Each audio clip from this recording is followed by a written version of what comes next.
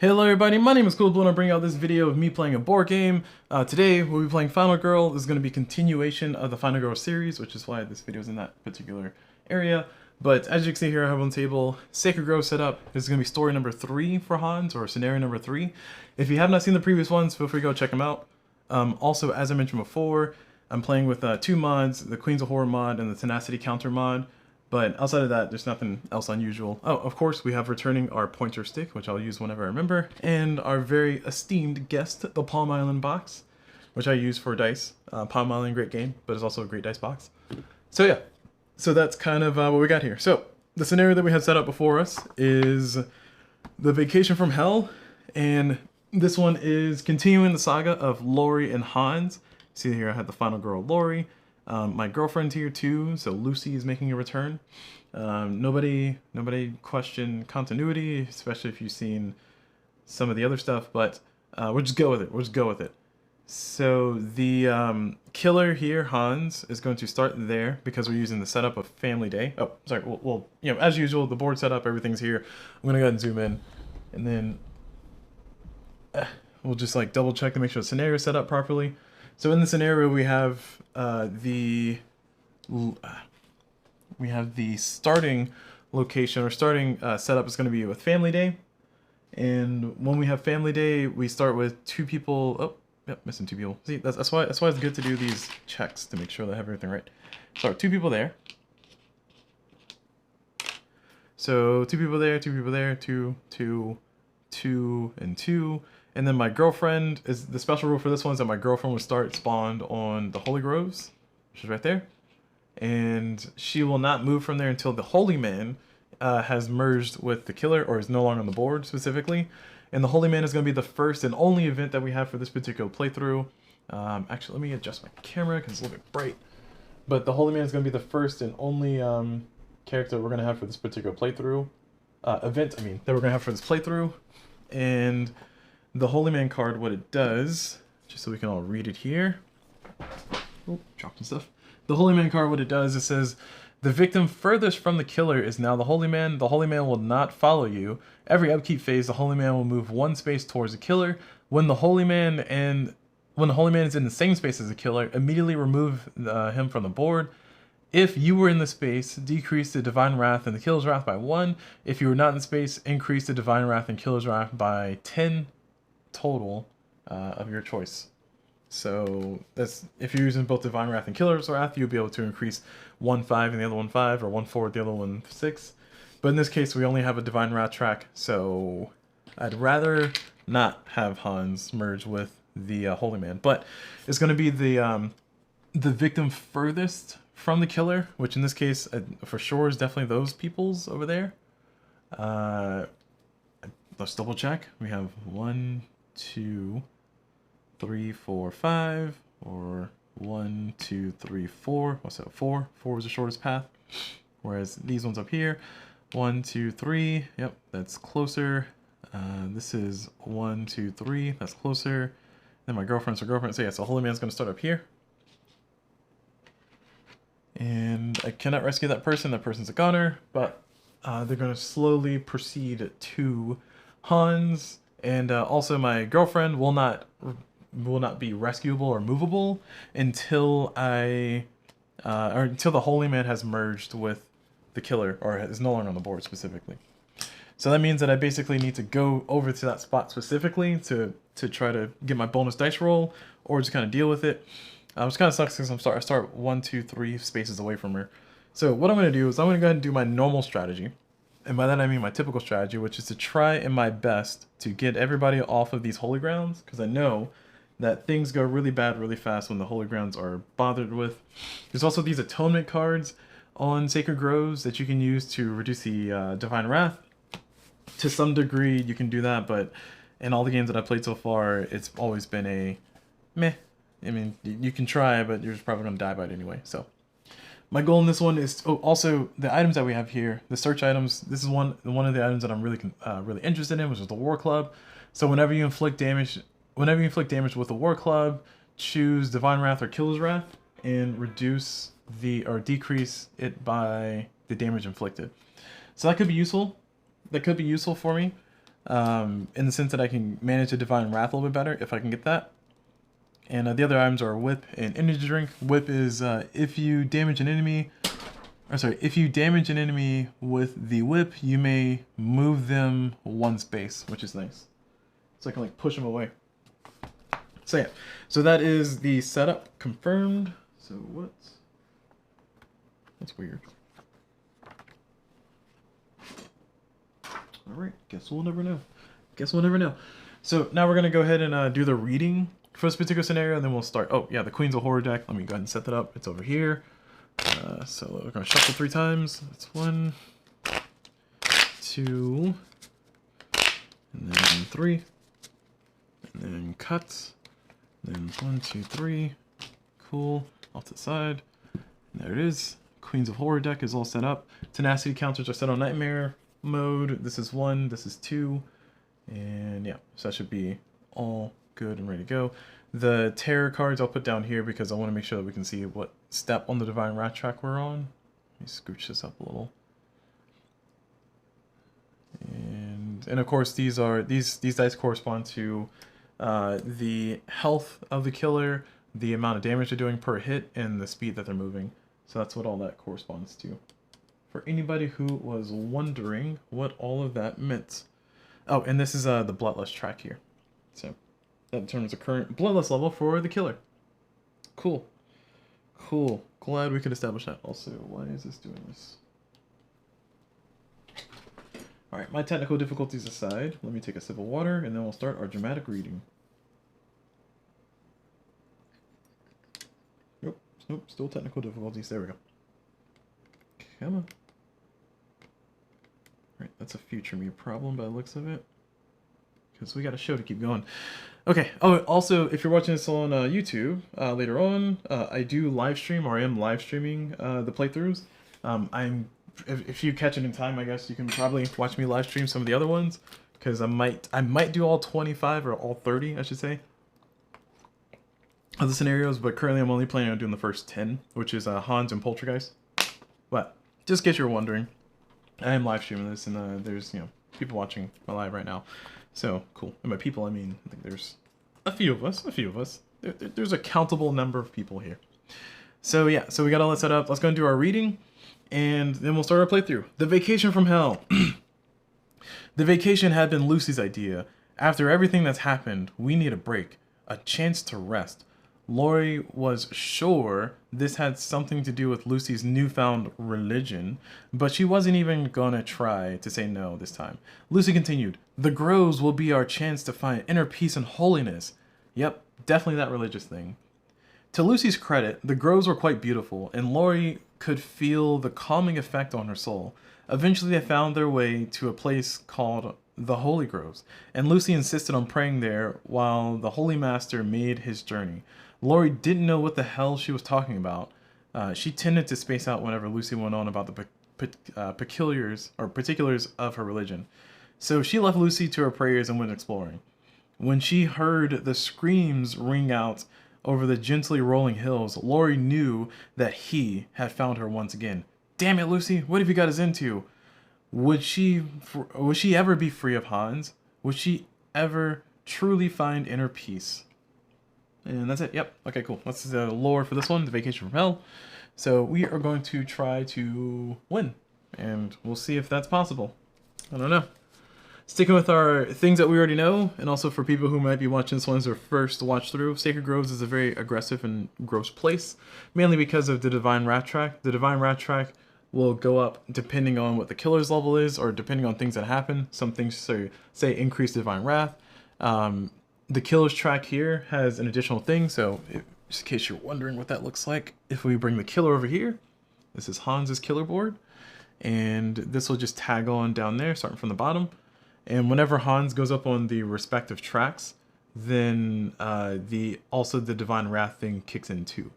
So if a person has a smaller track, like the birds for instance, then the birds would just connect this to their bottom track, and it would go no higher than the 4th step, because the birds have 4 bloodlust.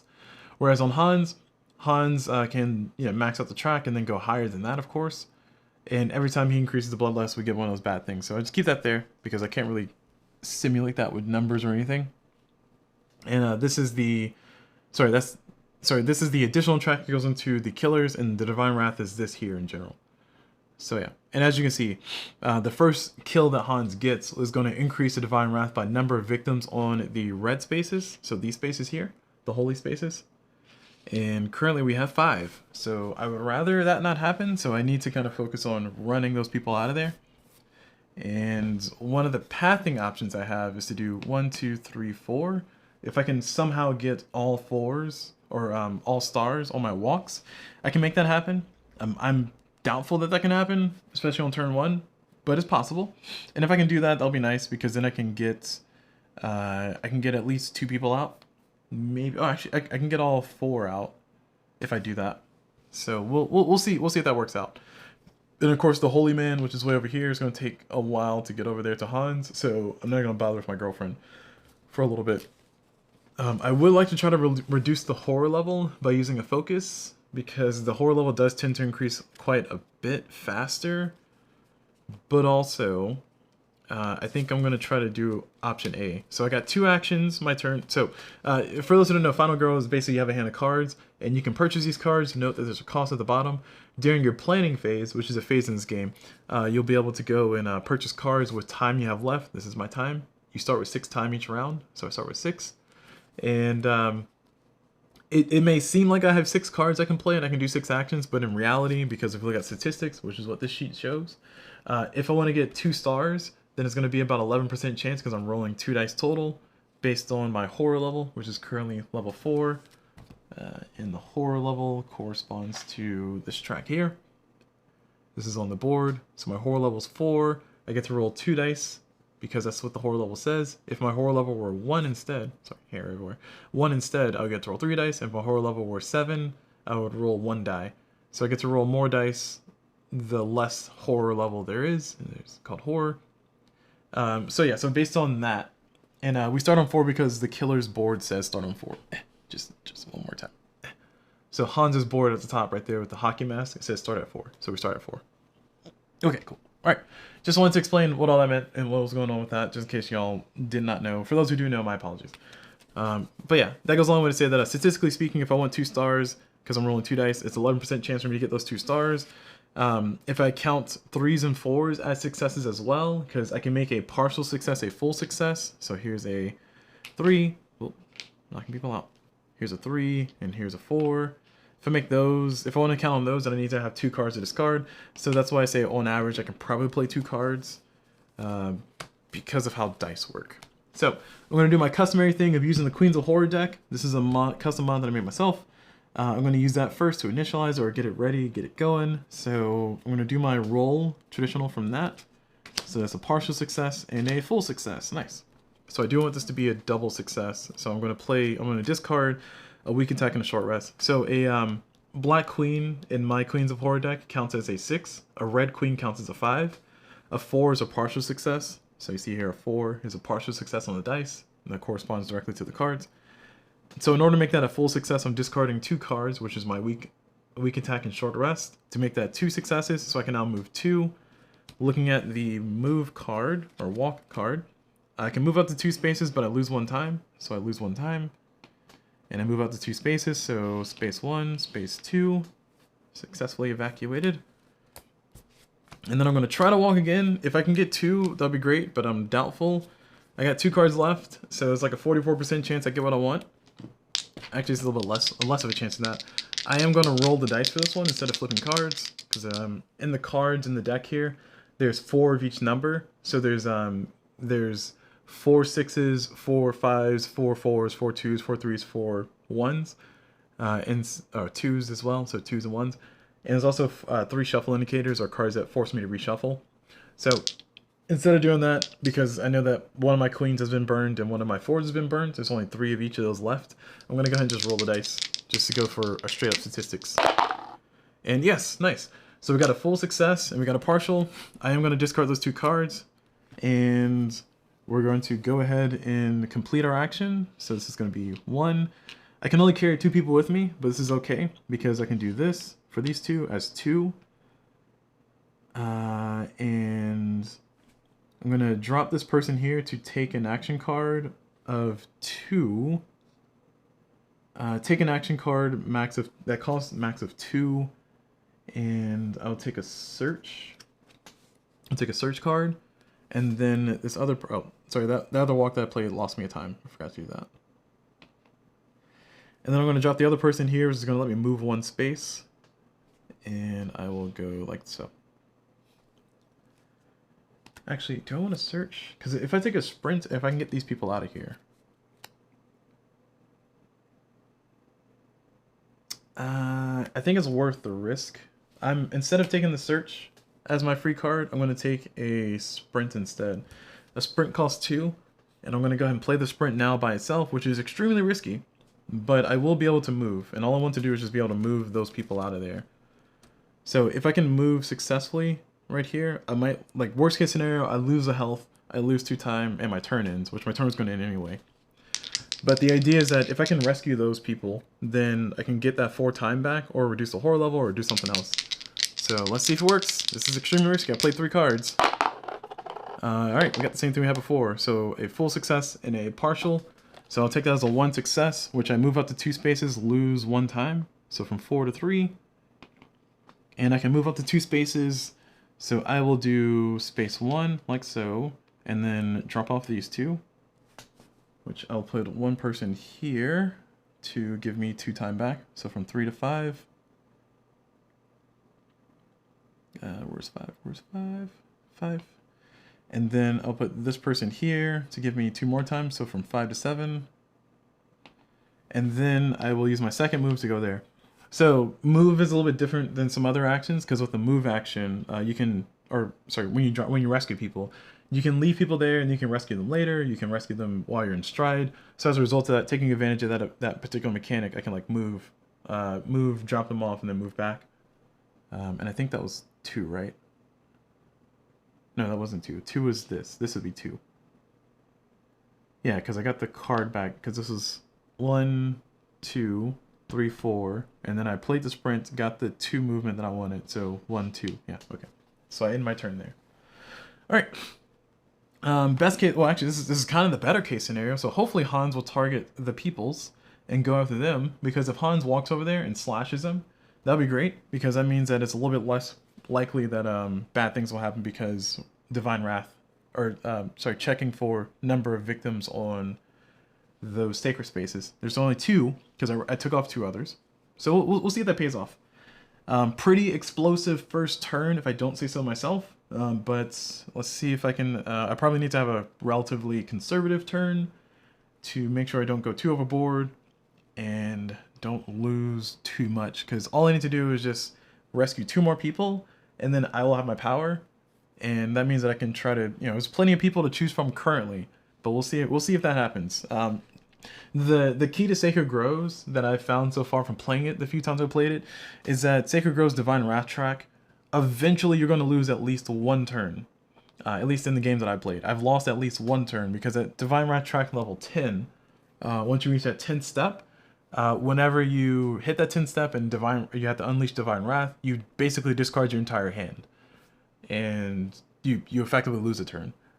So knowing that, I'm going to go ahead and hopefully make a good decision now that will pay off later. So I'm going to buy a single close call for $1, because I have $7. Oh, I've ended my turn. I'm in the planning phase.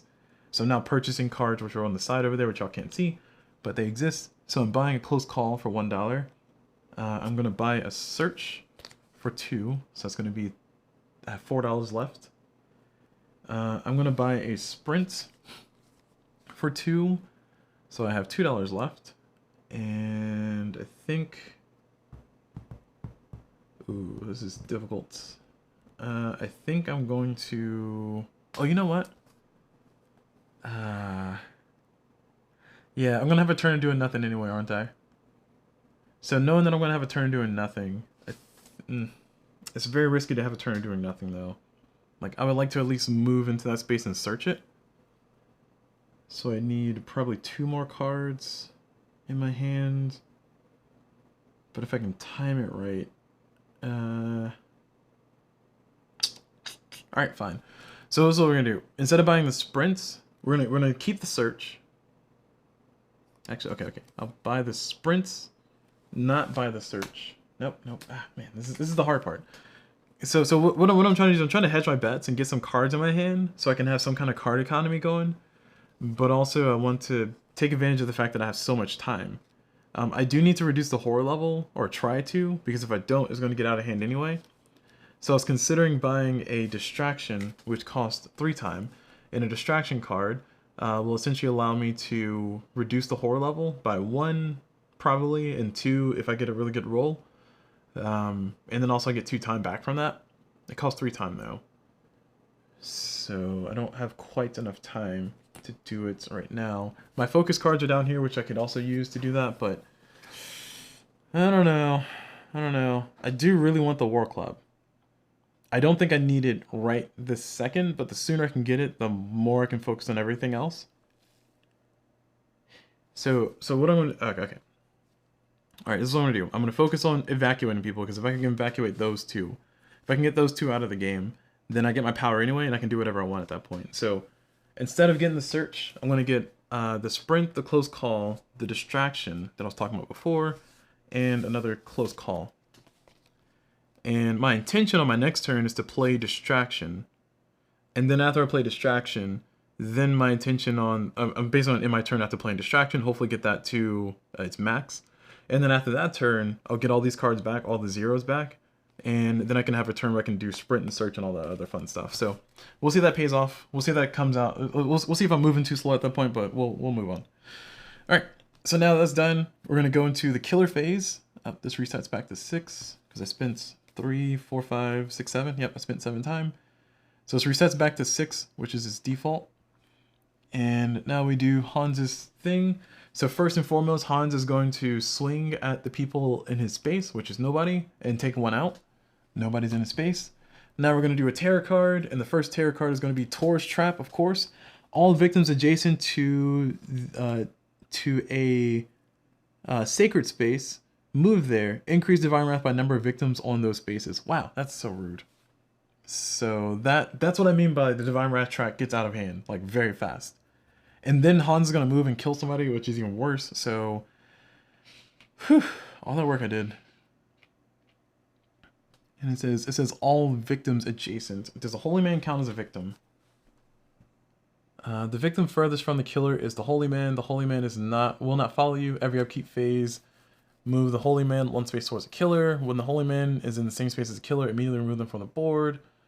Okay. It does not say the word victim on the Holy Man's card, so they're not a victim. You see we're going to move in there. So basically everybody just kind of goes into the holy spaces, which is the worst. And then we're going to increase Divine Wrath by effectively 10. Because this is going to be 1, 2, 3, 4, 5, 6, 7, 8. So we're all the way up at 9. And then Hans is going to move over and kill somebody. So Hans is going to target either the final girl or the or the nearest victim, which the nearest victims are closer. If there was a tie between distance, Hans would go where the most victims are. So Hans is going to go over there anyway. And Hans is going to walk over here. And then he's going to slash the first victim. And after slashing them, that's going to increase his bloodlust to 1. So Hans is going to be hitting for 2, moving at 1, still at 12 health. And now we're going to increase the Divine Wrath by number of victims on the holy spaces. So we're at 10 already. As I said before, this is kind of what I expected, but sure. Sure, of course. And yeah, that was despite me doing what I did. So at least I got a sprint, so I can kind of make an audible call, or try to call an audible. I just don't know if I can do much now, because my plan was to do distraction. Oh, sorry, these cards are liberated after the payment time. Or after I finish the paying for things, yeah. So it's a sprint, focus, walk, short rest, attack, walk. So I definitely want to reduce the horror level while I can, because whenever Divine Wrath is going to be unleashed, I'm going to lose all my cards, which could be bad timing. But if I can just, the Holy Man is going to walk 1 space closer to Hans. Where are we at? Let me see. Use my pin. So we're at 1, 2, 3. 1, 2, 3, 4. So it's going to go that way. All right. Now, if I'm in the same space, it reduces by 1? That's it? Decrease by 1? That's so dumb. Such a bad card. Such a bad event. Okay, so now we're done. Now we're here. The question is, do I do distraction right now or do I do sprint? Because my assumption is that I'm gonna lose my next turn. My assumption is that Divine Wrath is going to be unleashed somehow, and I'm going to not be able to have a turn anyway. So because of that, because actually that is true. If Hans has enough movement to make it to somebody, that will be true because Hans is going to slash this person for sure if I don't rescue them, and we're going to move up to there, and that's going to increase the horror level anyway. And then if Hans gets another kill, then we're going to have a situation to where Divine Wrath is unleashed. So I don't know, y'all. I don't know. I don't know. The problem with sprint, if I do sprint, is 1, 2, 3. That's as far as I can move. So I won't be able to do anything more except for just stand there. So I think I'd rather go ahead and do distraction right now and hedge my bets that I won't lose my sprint. And then buy another sprint and then maybe do some cool stuff. So let's go and do this roll. I am going to roll dice, even though oh, actually, no, I lied. I'm going to play cards. I'm going to flip 2 cards for this one. I can do 1 card and 1 die if I wanted to. But that means I'm basically relegating the dice to a 33% chance of getting what I want. So I'm just going to go and flip 2 cards, which is technically the stats are not as favorable for me, but I got to flip cards eventually. So there's a fail, and there's a fail. Okay, cool, good timing. So I'm going to play a close call and lose 2 time, and I'm going to go ahead and just roll up. I'm going to go ahead and just flip 2 more cards. Success, partial. I will take that as a single success, and I reduce the horror by 1 and get 1 time back. So horror goes from 4 to 3, and I go from 4 to 5 on time. And that'll be it for my turn. That's my entire turn. So I'm gonna stop there. So I have these 2 cards. I'm getting these 6 back. 1, 2, 3, 4, 5, 6. Because these are all zeros. And I have a hand of 8 cards. Now is the time to where I kind of ask myself, do I think I'm gonna lose a turn? Is Hans gonna kill 2 people, or is Divine Wrath gonna be unleashed? If Hans kills 2 people, Divine Wrath is unleashed anyway. If the card comes up, the card coming up says Unleash Divine Wrath, then I'm hosed. So with my 5 time, I think I'm gonna go ahead and try to take the risk and do 1, 2, 3, 4, 5, 6, 7, 8. So I got 8 cards. I'm gonna take the risk, and actually no, I don't need to take the risk because I only have 5 time anyway. It's not like I have a bunch of time.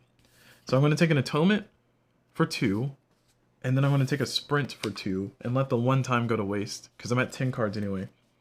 And the reason why is because Atonement is a card that, you know, if I do end up, if Divine Wrath does strike in this situation, I'll be forced to discard all cards except for Atonement. So I'll at least have 1 card in my hand. It's not the best. Actually, let me take it back. Hold on. How risky do I want to be here? You know what? I'm going to live life on the edge. I'm going to take a search. Actually, can I search? Hold on, let me see. So this is 1, 2, 3. 1, 2. No, okay. Yeah, I'm not going to take a search. Well, I can take the search because the search gives me a second option. But I think I'm going to focus as hard as I can on getting people out. So yeah, I'm okay with taking the atonement instead of a search. I'm not going to focus on searching right now. I'm going to hopefully get to rescue enough people to where it's not a problem, and that's going to be it for my turn. So now Hans is going to activate. Well, these cards are going to be liberated. So distraction and close call. And now Hans is going to be activated. Hans is going to slash this person, which is going to increase the horror level by 1. Bloodlust is up by 1, and this is there. And this is the part to where we have to ask the question of, is Hans going to take out a person, or is Divine Wrath going to strike? Okay, cool. This is good. This is good. So he kept swinging his hammer, killing and killing. If there are no victims on the board, discard this card and draw the next terror card. Otherwise, oh, you can't see that. My bad. Otherwise, target the nearest victim, move towards them, slash, and then target the nearest victim, move toward them, and slash. This is perfect. This is a good time for this card to come out because Hans is moving at a speed of 1. So that means that he's going to move 1 space towards the nearest victims, which there's a 1, 2, 3, 1, 2, 3. So he's going to go this way. He's going to move 1, slash, nobody, move 1, slash another. This is going to be bad for next turn, though, because now Hans is in a situation where he's going to be in a big slew of people are there. That means I really need to hurry up and get those people out so I can get my power. Because, yes, my girlfriend, if my girlfriend dies, if Lucy does die, that's not, you know, oh no, my girlfriend. But also, she won't go away from this space until the Holy Man has combined with Hans. So, in that case, I kind of don't care. So, in this case, we have Hans is here, the Holy Man's here. 1, 2, 3. 1, 2, 3. So, there's a split.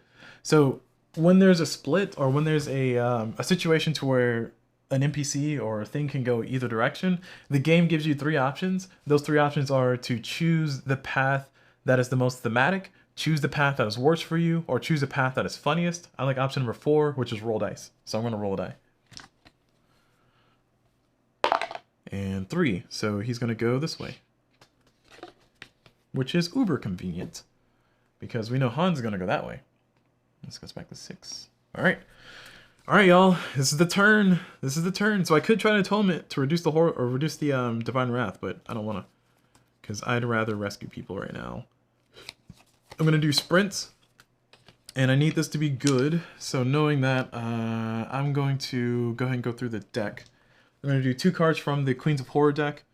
So partial, fail. I can make it 1 success. Yeah, I can make that a 1 success. So that lets me, I lose 1 to, well, no. Yeah, I'm gonna go ahead, oh, man. Okay, well, actually, yeah, I'll make that 1 success, because I got walks in my hand, I forgot about those. So I'm gonna discard the short rest and weak attack to make that a single success, which allows me to move up to 2 spaces and lose 1 time. So go from 6 to 5, which is not convenient, but I can move 2 spaces, 1, 2. And then I'm going to play my other sprints, and I'm going to roll the, actually I'm going to flip the cards, because the cards should be good by now. And I got 1 close call in my hand.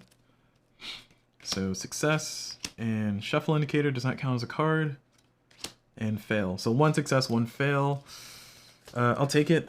This is going to be 1, 2, and then I will walk, which no matter what happens on this one, I'll just roll dice.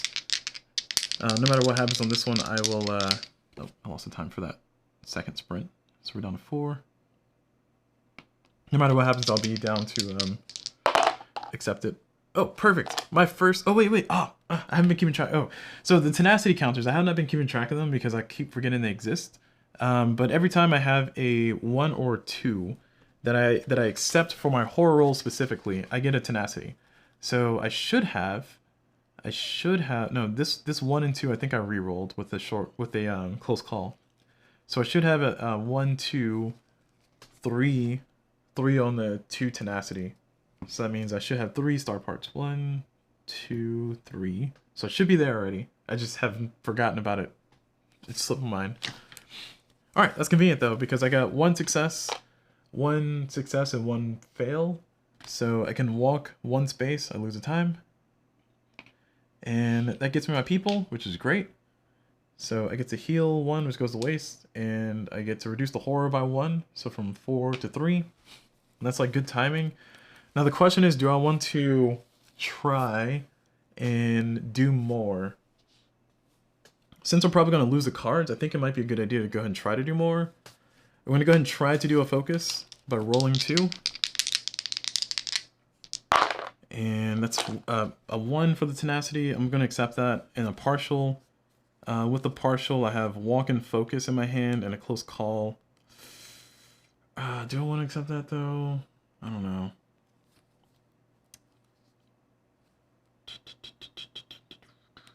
I kind of want to hold into my close call, but actually, no, actually, I take it back. I do not want to hold into my close call because I'm going to lose it next turn anyway. So instead, what I'm going to do is I'm going to play close call on the 3. Actually, I'm going to play close call on the 1, so I'm not going to claim that tenacity.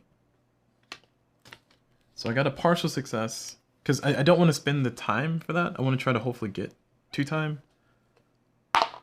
Nice. Okay, so I got a 6. So I got a partial success and a full success. I think in this case, because I know I'm going to lose all my cards, because Hans is going to trigger Divine Wrath Unleashing. I'm going to discard the focus and the walk. Now, there is a benefit to having cards in your hand when Unleash Divine Wrath kicks in at level 10. because for every card you discard, you reduce the Divine Wrath by 1. But the reason why I'm kind of not too worried about that right now is because I have an Atone in my hand, and I can basically do the same thing, and the horror level is about to get to a good stage now that I've done that focus. I would rather have had that go a different way, but it didn't. I reduced the horror by 1, so from 3 to 2. So I'm about to be in a situation where I could have 2 dice potentially, or 3 dice to rule. But I reduced that, and then I get 2 time. Which is kind of a waste because I'm about to lose all my cards, so... actually, it's not a waste because I forgot the Queens of Horror deck exists. Haha, take that game. Mechanics. Alright, so that's it for my turn. I'm going to end my turn there. I'm going to spend 2 time on Atonement, so from 5 to 3. And based on the official new rules, which have been released, version 2 is what I'm playing with at the time of this video, version 2 of the Queens of Horror deck, I can cull a card or remove a card from my discard by spending 3 time. So I will look through my discard, and it has to be the existing discard. I'm not allowed to go through the deck. So I'm going to get rid of this ace. So my Queens of Horror deck is now slightly, very marginally better. Not by much, but just a little bit. That's it for my turn. That's it. So Hans is now going to... these cards are liberated first.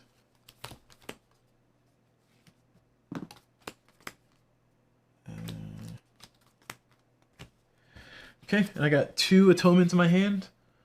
Which is nothing else, so I can't really do anything else. Oh, I got my power. Forgot to mention that.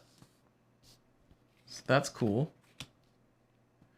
And now I really want the War Club, but I do not have it handy.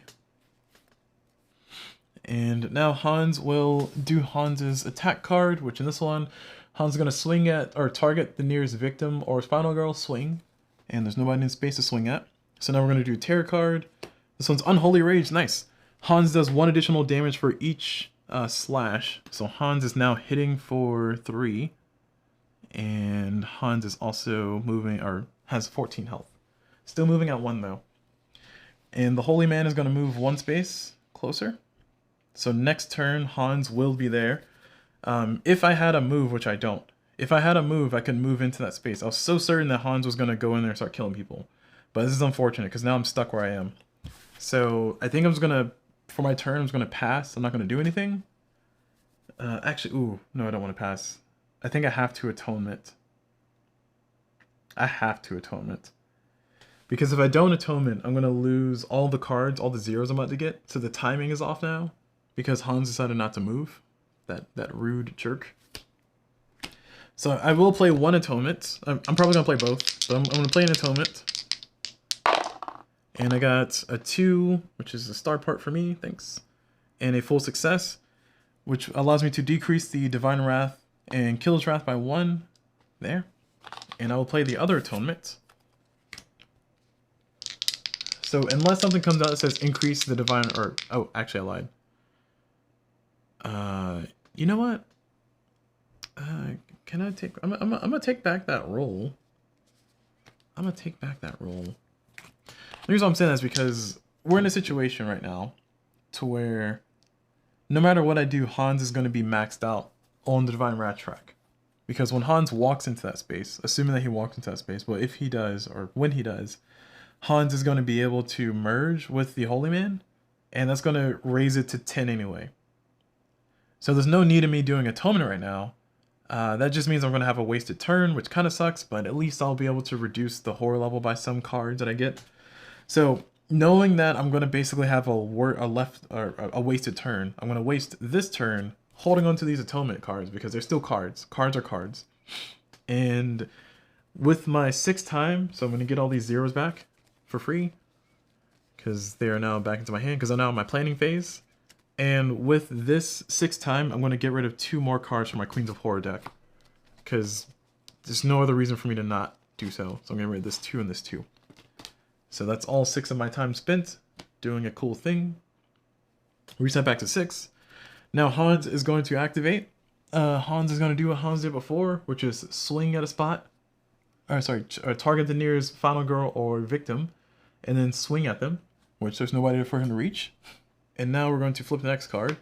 And he wants fresh blood. If there are no victims on the board, blah, blah, blah. So Hans is going to walk here, merge with the merge with the Holy Man, which increased the Divine Wrath to 10, which is already at 10. And then Hans is going to swing at somebody, and I can choose who. He'll take out this person. And now that Hans take out that person, we're going to increase the bloodlust for him by 1, which goes here. We unleash Divine Wrath, which means that I lose all cards but Atonement. So 1, 2, 3, 4, 5, 6. I lose all 6 cards. This goes down 6. 1, 2, 3, 4, 5, 6. Alright, cool. And now that's done, people are going to panic. So we're going to panic people. I'm going to panic my girlfriend first, which is the white one. 6. So she's going to go this way, which is unfortunate. And then these two are going to panic. I'll roll them both at the same time. 5 and 3. So 3 is this way, and 5 is going nowhere. Okay. Alright, well, now on my turn, I have 6 time. I will do nothing. I will purchase cards. I will purchase a sprint. I'll purchase a close call. And I'll purchase or remove 1 more card. This is like the most that I've culled out of my Queens of Horror deck in the games that I've recorded in this particular set. So there we go. So that's all 6 of my time. So I can at least move a little bit. And the idea being that I might be able to save my girlfriend, I might not be able to. Worst case scenario, things go south, and I can just run over here and start going towards the Welcome Center, because we're about to get to the end game for Hans anyway, which is Hans is taking out people. Or took out everybody. So now we're going to here, which is... This is going to be... Hans is going to target the nearest victim or final girl, and it's going to swing. So Hans is going to swing at this person, take him out. Bloodlust increases, horror level increases from 2 to 3. Bloodlust is on 1, 2, 3, 4. And Hans is now hitting for 4 and still moving at 1. So Hans is hitting like a truck. Now is the part. Oh, these cards are liberated after the purchasing phase.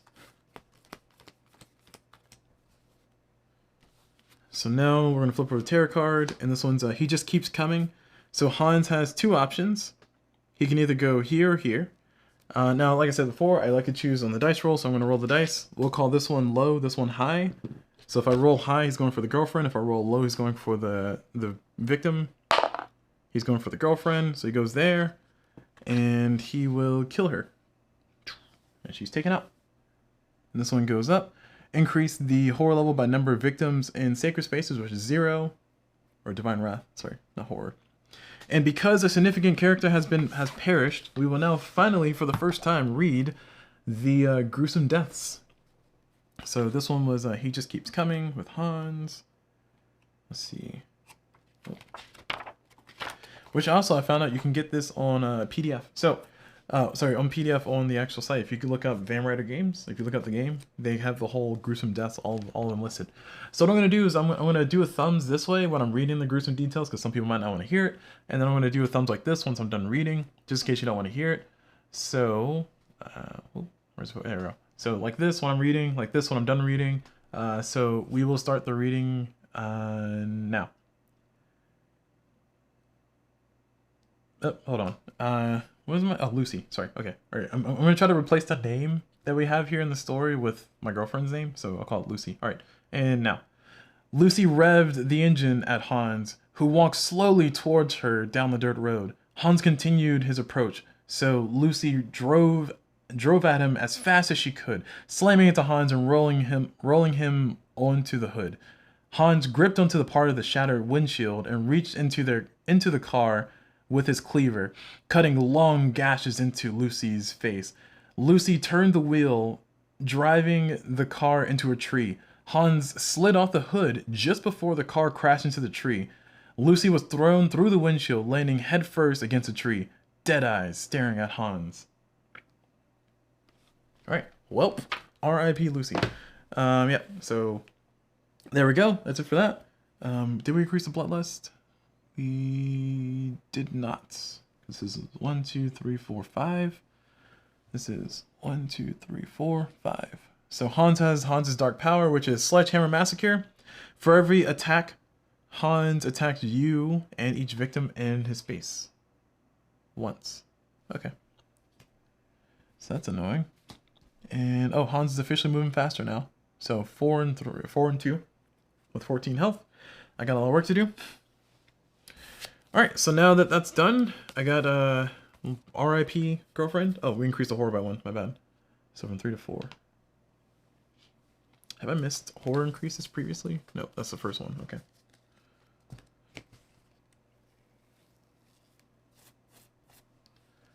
Alright, so now that we have done all of that, let us consider the rest of our lives here.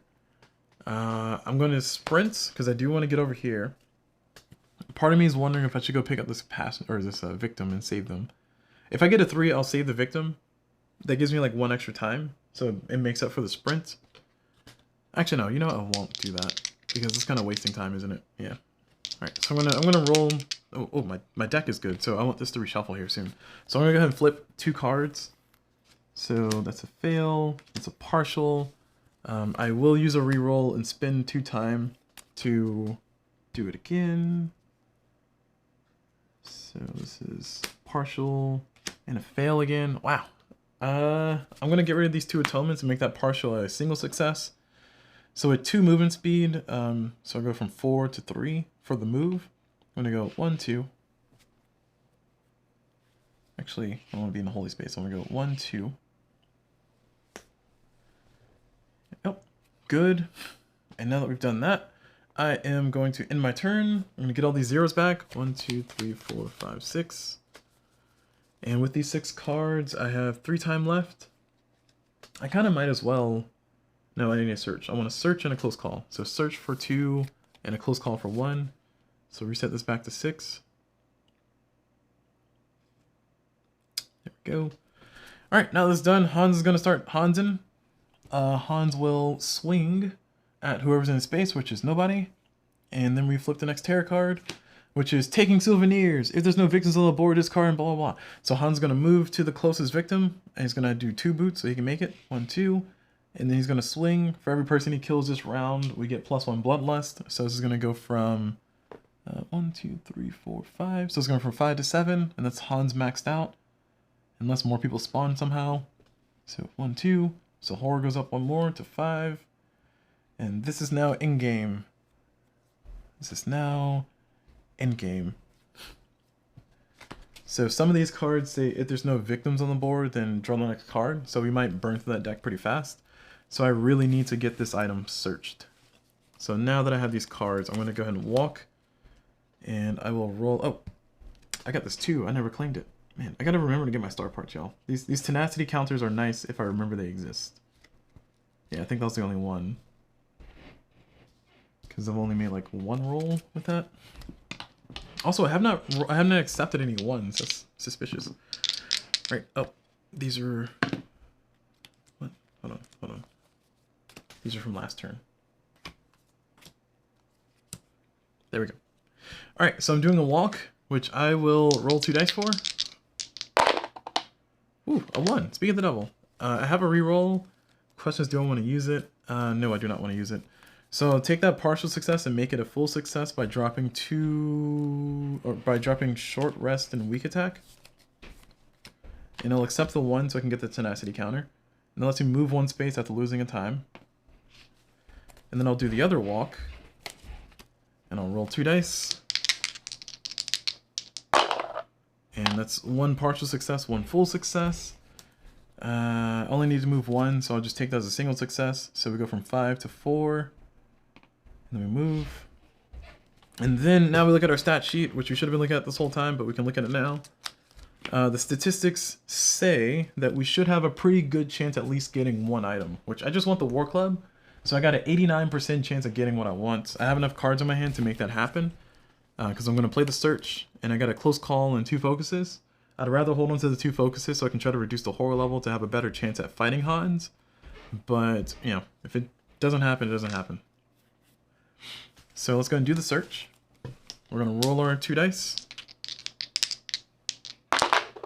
Nice! Double success. I'll take it. So with 2 successes, I will take the top 2 items of the deck. Oh, I lose 1 time, so from 4 to 3. Because that was, where was I? I was here. So walk, search, yeah. And then I take the top 2 items of the deck, which is War Club and Aluminum Bat. Nice. So the Aluminum Bat, or Aluminium Bat, as some people like to call it, the Aluminum Bat is actually not awful, because that means when I hit Hans, it says whenever you inflict damage to the killer with the Aluminum Bat, you may immediately discard a Minor Dark Power, including any health markers remaining on the card. So that means that with one hit, the first hit I do on Hans, if I take the Aluminum Bat, I will be able to hit him for 1, 2, 3, 4. I'll be able to hit him for 4 damage, basically, which means that he'll be at lower health. The War Club, the only benefit of the War Club is I get to reduce the Divine Wrath and the Killer's Wrath. But to be honest, the Divine Wrath is in a stage to where it's not that big of a deal anymore because there's no more victims. It's not going to be increased by anything. So I think the Aluminum Bat is probably the better bet right now because that gets rid of the most health the fastest. And I'll take the War Club and I'll put it at the bottom of the deck because I don't want to. I don't want it. But that was overall a good value find. Alright, now this has been done, I'm not going to tempt fate with my cards here. I'm going to hold on to these cards and hope that nothing awful happens. Actually, if Unleashed Divine Wrath happens, it'll be bad. Though, to be fair, my only goal right now will be to try to reduce the horror level. I need to reduce it down to 1, so I need to reduce it 4 times to get to where I want to. It's not worth it. So I got plenty of time to plan. Now it's basically, if I can plan well, then I, as a player, can win this game. So with that 3 time, I want to try to get this Queen of Horror deck as good as I can get it. Because I'm going to be relying on it here shortly. I'm going to spend the 3 time to get rid of that. And that's it for my turn. So then Hans is going to swing and hit nobody. And these cards, well, these cards are going to be liberated. So search, walk, walk, okay. I have no desire to go punch Hans yet because what I want to do is I want to try to get some of the good cards in my hand and then go fight Hans because Hans is going to walk to me now. And then we're going to flip the card. It says Hans wants me. He always wanted me. So he's moving at 2. He's moving 2 boots. So he's going to move 4. 1, 2, 3. Oh no, I didn't expect him to get here in 1 turn. That's not good. That's not good at all. I was not prepared for Hans to get here in 1 turn. Rude. Well, Hans is going to hit me for 4. And I'm glad I had enough health to survive that. Because, woof, that got bad really fast. I can't do anything about that. I'm just going to have to sit here and chill. So, I'm going to end my turn. Yeah, of all the cards for Hans to get, that was like the worst timing and the worst card for Hans to get. And I'm going to get all these zeros back. 1, 2, 3, 4. And now that I have that, now that Hans is in my space, I got 6 time. I'm going to take the Retaliate. And I'm also going to take the Guard. Because hopefully, yeah, worst case scenario, Hans is going to get something really bad and is going to attack me twice. Because Hans is going to swing at me first. And I'll go ahead and do Retaliate for the first attack. And I roll 2 dice. And I need 2 successes. That is 1 success and 1 fail. I cannot survive an attack unless I get 2 successes, so this might be it for me, y'all.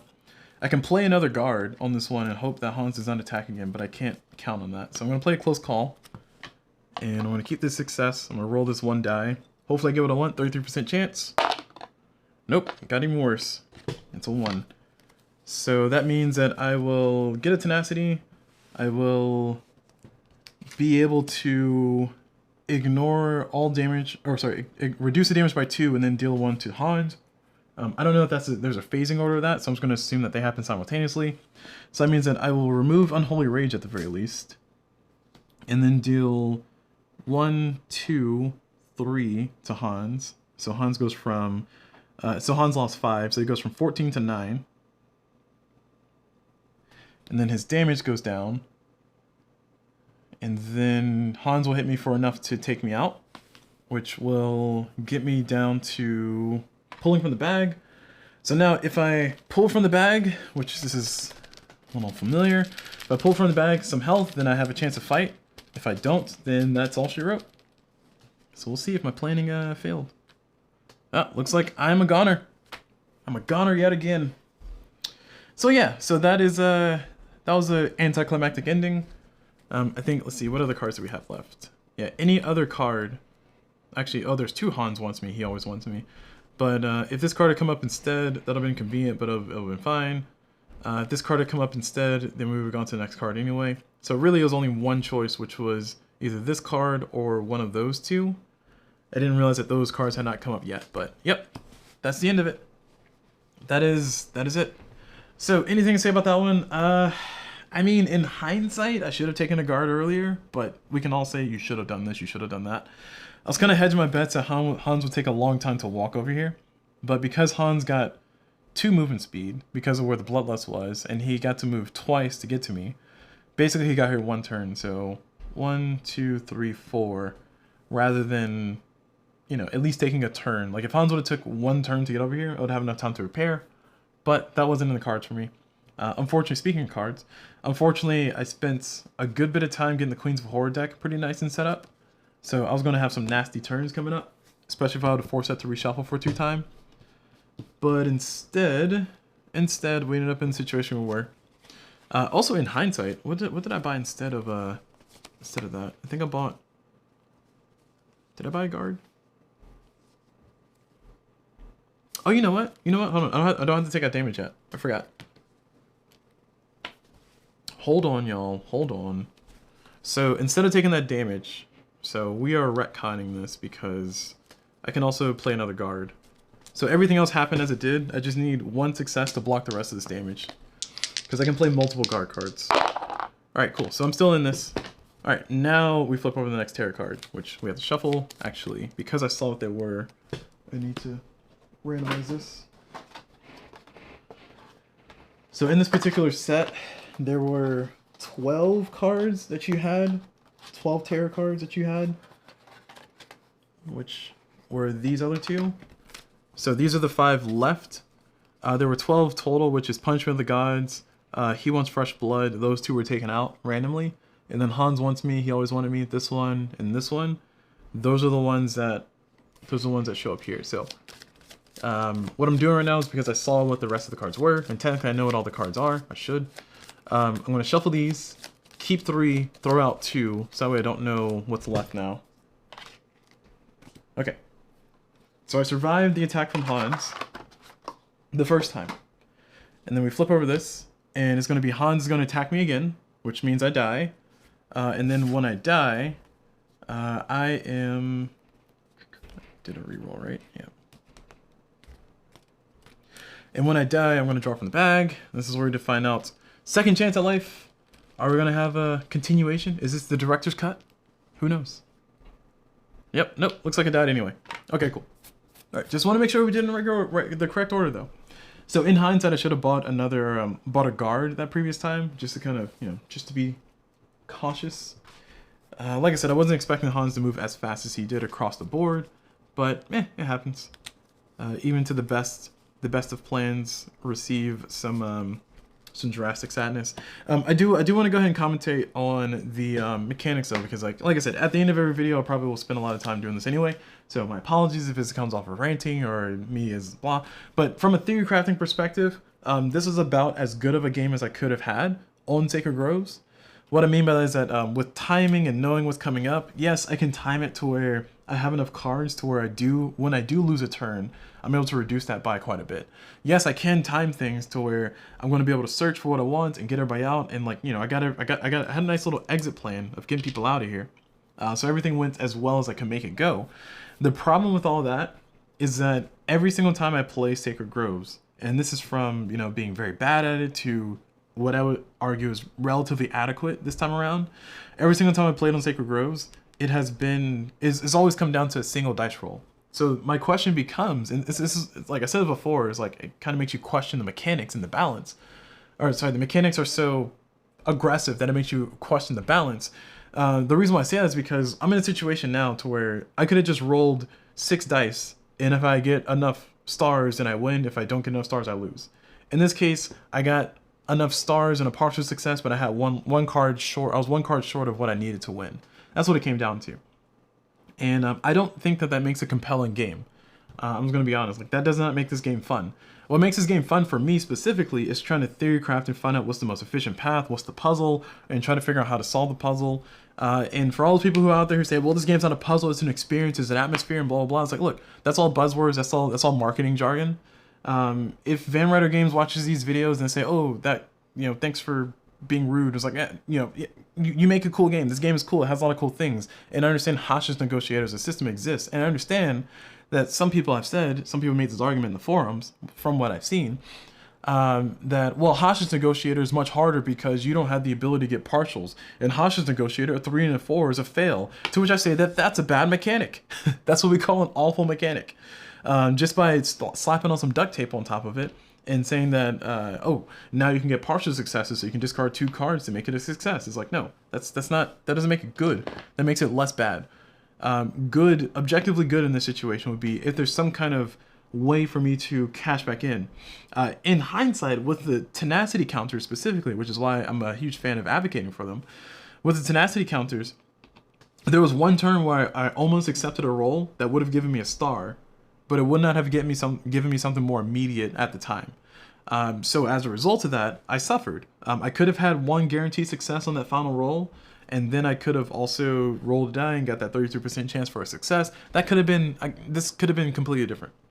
But in this situation, given the circumstances, like, yes, I got all these cards, but I rolled a 1 or a 2. I think I rolled a 2. Did I roll a 2? What did I just roll? I think I rolled a 2. Whatever I rolled, it wasn't a success. I needed 2 successes, and I got 1 success on the retaliate. And then on the close call, wait, I don't recall exactly what happened. But anyway, that's not the point. We can rewind the video so we can check out what happened and what actually happened. What I'm trying to say is that I was in such a situation, if I recall correctly, which I might be recalling incorrectly, so definitely rewind back and go check. In a situation to where I had a star and I had a fail, and I cannot do anything about a fail. When I do a reroll, and if I'm not mistaken, the first roll I think was like a 3 and a 1 or something like that. So I did a reroll, and when I did my reroll, I got like a 6 and a 2 instead. So I'm in a situation to where I got the 1 success that I needed. I needed both to be successful. That wasn't the case. Everything kind of hit the fan. I don't recall if I had a partial success, because if I had a partial success on the retaliate, then I could have definitely discarded 2 cards for it. If I did or didn't, doesn't matter. I've already flipped everything.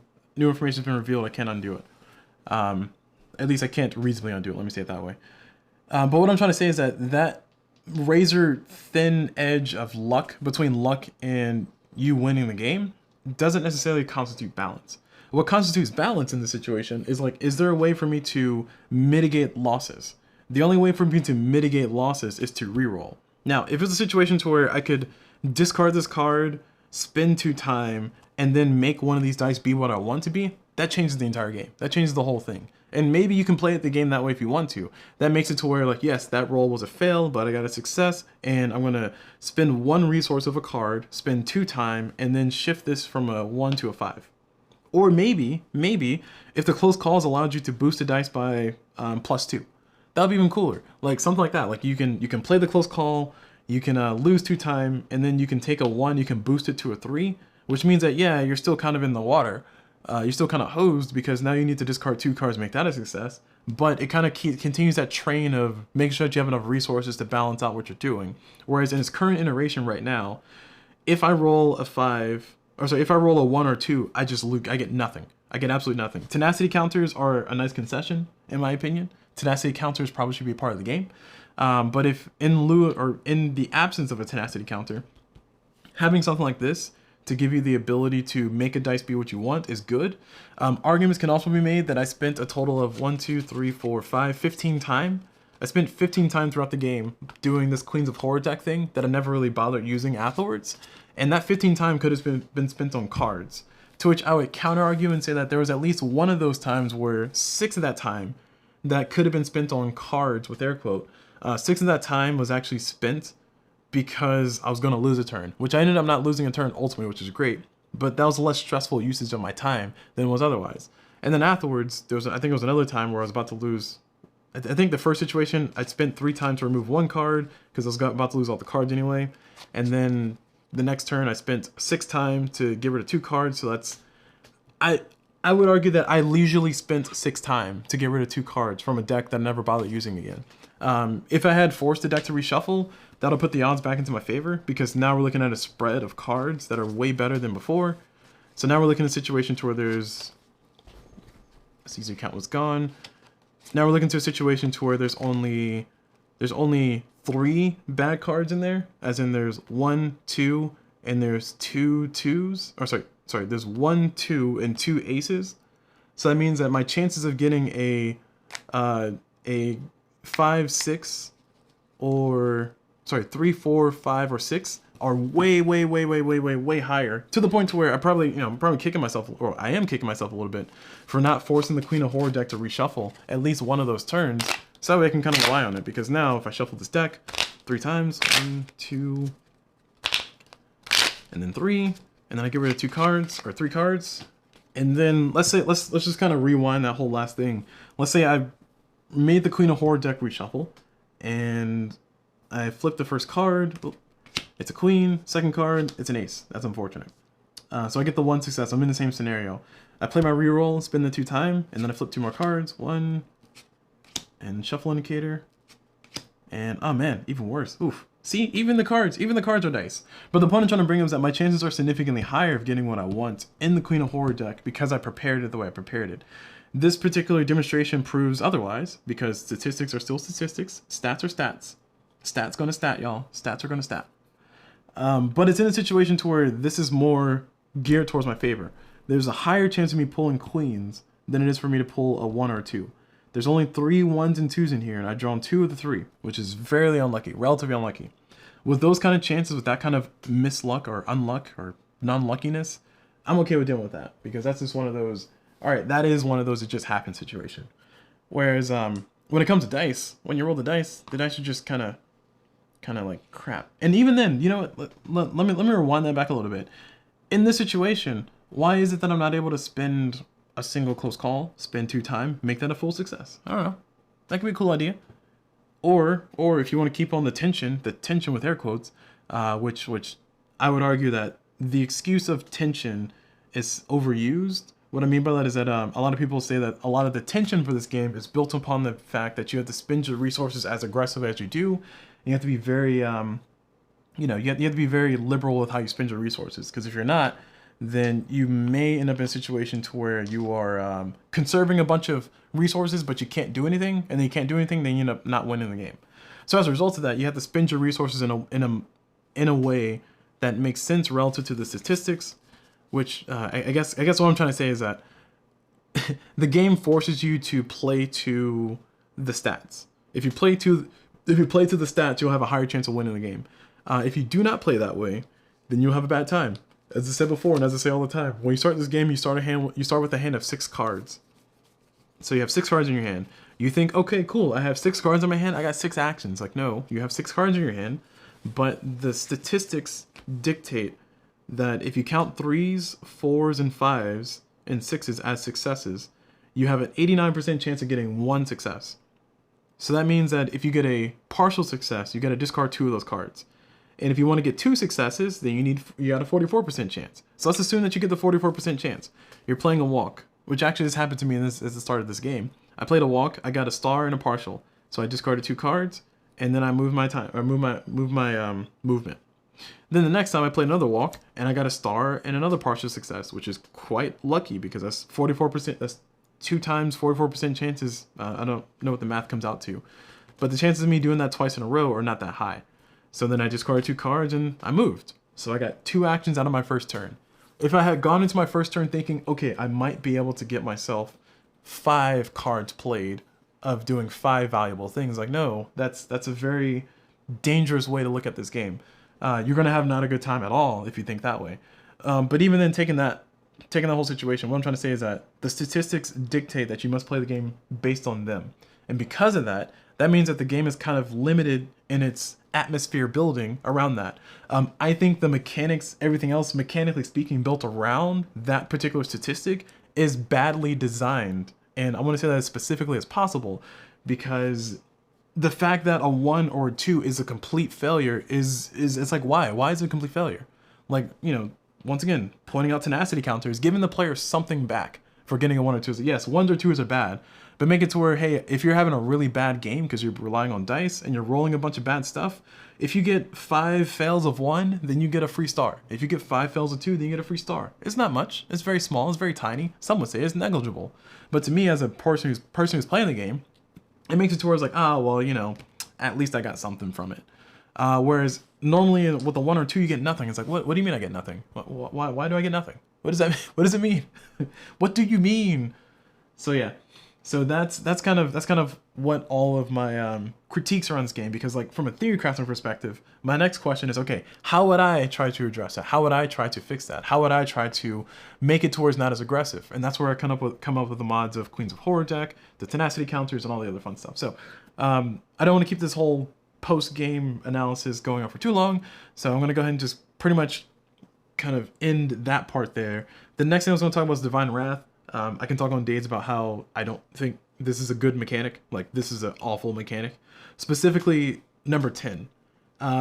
If number 10 were hard to reach, I can understand including it, because it means, hey, you're not managing this Divine Wrath track is going to come back to bite you. But the fact that it's so easy for Divine Wrath to go as high as it can without you as a player doing anything, like we saw on the very first card that happened for me in this game, which was Taurus Trap, which was, once again, an unfortunate circumstance. And I've said this before in the previous playthroughs, if you watch the rest of the playthroughs, or the other 2 playthroughs.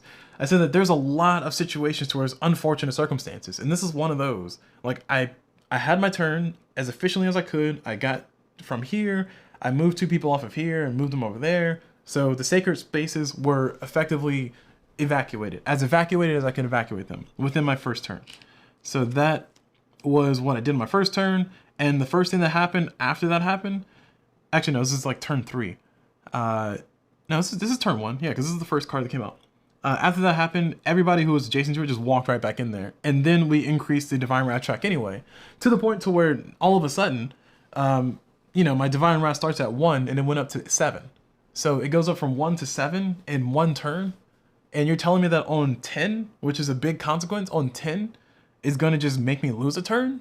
Like, no, that's not a good mechanic. Now, if it's a situation to where at 10 it says for every atonement that you have, you can keep 1 card, that's different. Like, I feel like that would be the balancing point. That would be the thing. It's like, what it's saying in this case is that if you know you're gonna hit 10 soon, then what you need to do is you need to have atonements in your hand. So if you have an atonement in your hand, so if you have one of these cards in your hand, and let's say this is what let's give an example. Let's say this is what my hand looks like. Let's see, 1, 2, 3, 4, 5, 6, 7, 8, 9, 10. Let's say this is what my hand looks like. The mechanics in their current form will do this to you. We're at Divine Wrath 10. We gotta unleash Divine Wrath. When I unleash Divine Wrath, I get rid of 9 cards out of my hand and keep 1. And then I reduce the Divine Wrath track from 10 down to 1, because it's 9 cards. So for every 1 card that I discard this way, I get to reduce the Divine Wrath track by 1. So 1, 2, 3, 4, 5, 6, 7, 8, 9. So it goes down there. That's all I get. My only sense of reprieve in that situation is I get to reduce the Divine Wrath track by that much. What I would rather see is that for every atonement that I have in my hand, I can keep a card. And then also I keep the atonement. So I keep all the atonements and I keep the atonements plus 1 card, something like that. That way, you know, yes, it sucks that Divine Wrath struck and that I didn't manage it, but at the very least, I get to hold on to one of these things. Now I have a different crisis on my hand as a player, because now I'm gonna say, okay, I gotta keep atonement, so I get to keep that because I had it and I invested in it early. But now it's like, okay, do I keep a walk so I can move away? Do I keep a critical blow so I can fight the killer? Do I keep a distraction so I can reduce the horror level? Do I keep a close call so that way my follow-up atonement roll will be good? It puts that player back into a really good dilemma to where I think is much more compelling than what it currently is. Because what it currently is saying, hey, look at me, I'm a mechanic that exists. If you don't play with me, then I'm going to destroy your game. And that's what it usually does, because the mechanic is so benign that it's really benign until it's not. All of a sudden it says, hey, by the way, I exist. You're like, oh, right, you exist. And then the game's over. And then even in my situation, I had, what, 2 atonements? So I had 2 atonements in my hand. So let's make the scenario this. So playing with the other rule that I just mentioned, where for every atonement that you have, you get to keep them plus 1 other card per atonement. That will be much better, because that means that, okay, all right, well, at least I prepared. I planned ahead and I got some atonements. So I'm going to lose all my cards except for my atonement. So I'm going to keep this close call and I'm going to keep this critical blow. And everything else, unfortunately, is going to my discard. And then I reduce this by the number of cards I discarded. So 1, 2, 3, 4, 5, 6. So this goes down from 10 to 6. So 1, 2, 3, 4, 5, 6. Sorry, 10 to 4. And then we end up there. that is a much more redeemable mechanic. Like, I feel like as a person playing on this particular level, it's not about making it easy for me. It's not about making it to where I can actually win. It's about making it to where it makes sense from a mechanic perspective. It makes sense mechanically. If you don't pay attention to this Divine Wrath mechanic, you're going to hit a heavy penalty. That heavy penalty is you're going to lose all the cards. Now, if you know that you're going to be able to keep an atonement +1, then you might say, oh, I'm going to be a smart player. I'm gonna get only an atonement and a sprint. So what you're doing in that situation is you're kind of limiting yourself. It's like you're trying to cheat the system. So Divine Wrath strikes. You get to keep an atonement plus a sprint, and you get to reduce this by every card that you discard, which you discard is 0. So you're gonna stay at 10 again. So now the game is punishing you in that sense because you didn't have any cards to discard. But you as a player, you can say, okay, I can play around that. So I'm gonna sprint first, move around, and then I'm gonna do atonement to reduce this, and you reduce it by 1. And then maybe you can play your game from there. I don't know. However the player will want to do it is up to them. But the mechanic as it stands basically says even if you have atonement in your hand, you basically lose an entire turn. You lose 1 turn. That's effectively what that says. And like that, in a game like this, to where as you see it came down to 1 turn. Like if I had 1 extra turn, I could have purchased enough guards, enough defense to actually fight Hans. If I had 1 extra turn, I could have moved the extra critical 1 space to where Hans couldn't reach me. If I had 1 extra turn, a lot of different things could happen. And if I had 1 extra turn, that's the difference between me having 1 extra turn and me being able to roll the dice 1 more time. So letting the game come down to 1 extra turn, as in you're exactly 1 turn away from disaster, is it shows a much more, in my opinion, shows a much more fleshed out balance for the game. To whereas in its current state, it comes down to 1 specific dice roll. Specifically, it comes down to, did you come back alive, yes or no? And if you don't come back alive, then congratulations, your game's over. If you do come back alive, then hey, you get a chance and you might actually win this time. So that kind of concludes my whole hate-love relationship with this game. Once again, I always say hate-love because there's more things I dislike about this game than I love about this game. But those things that I dislike about this game fuel my desire to theorycraft and try to help fix and adjust to where I can enjoy the game more, because I do like the theme. I do love the theme. I do love what you're doing here in the game. I do love some other stuff. And these aren't just the rantings and ravings of the person who is disappointed in their performance in a game. No. This is me legitimately saying that this is a fancy random number generator, and I would like for it to be a good game. This game tries very hard to give you a really involved and immersive narrative, and it succeeds until it doesn't. And when it doesn't is when you roll dice and the dice say, JK, you're not going to do anything. It's like, why? Why can't I? I thought I was playing a game. And the game's like, no, actually, instead of you playing the game, let me play the game for you and show you what's going to happen. And it's like, that's not fun. Like, I feel like as a person playing a 1-player game, I would like to play the game. You know, if I could just sit down and play the game. Like, if we're going to make a 0-player game, then call it a 0-player game. But anyway, all right. Enough of me ranting about that. Enough of me raving about that. So, all in all, did I enjoy this experience? Yes. Would I change some things? Yes. That's where the whole mods come in anyway. And I think next time I play for Sacred Groves, I might. I mean, I'm kind of not in the school of making one specific change to one specific place. Like, I'd rather make like a module that you can carry around through to other places too. So I don't know if I can like make a module that will say Divine Wrath. Divine Wrath will change based on XYZ. Like, I feel like that's kind of nitpicky. But then again, maybe it's what's needed for Sacred Groves to be enjoyable for me as a player. Maybe for you, it works fine and you enjoy the experience of dealing with Divine Wrath track, and yeah, go for it. It basically comes down to, can you keep this horror track down as can you keep this horror track down at 1 and 0? If you can have a great time. If you can't, welp, you are going to have the single worst amount of time, or single worst time, not amount of time. Okay, cool. Anyway, enough of me, like I said, once again, enough of me raving and ranting about everything. That's going to be it for this video.